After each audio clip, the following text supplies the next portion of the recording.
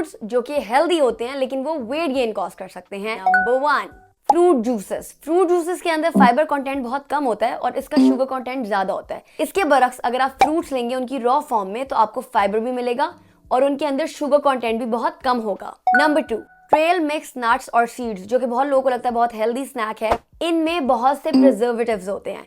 इसके साथ साथ इनमें एडिशनल शुगर और सॉल्ट भी डाला जाता है। 1 pack of trail mix nuts के अंदर 300 कैलोरीज से भी ज्यादा कैलोरीज पाई जाती हैं। Number 3, frozen yogurt.